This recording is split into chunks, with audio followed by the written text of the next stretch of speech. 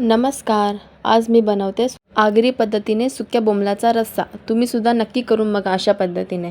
त्यासाठी तेलामध्ये इथे मी हिरवी मिरची, एक बारीक चिरलेला कांदा, मीठ टाकून परतून घेतला. नंतर त्यात सुके बोंबील घातले. मी सुक्या बोंबलांना 5 मिनिटासाठी पाण्यामध्ये टाकले होते. नंतर त्यात शेकटाच्या शेंगा, बटाटा टाकून परतून घेतले आणि 5 मिनिटासाठी झाकण ठेवले. त्या झाकणावर मी इथे ग्लासभर पाणी टाकले. 5 ते 7 मिनिटांनी झाकण काढल्यावर थोडंसं परतून घेतलं आणि नंतर त्यात 1 चमच हळदी पावडर, आगरी मसाला, काश्मीरी पावडर, धना पावडर टाकून छान असं परतून घेतलं. नंतर शेवग्याची शेंग शिजली का नाही ते चेक करून घेतली आणि ताटावरचं थोडंसं पाणी ओतलं आणि मिक्स करून घेतलं आणि लगेचच चिंचेचा कोळ टाकून छान असं परतून घेतलं आणि अर्धं झाकण ठेवून 8 ते 10 मिनिटासाठी उकळी काढून घेतली.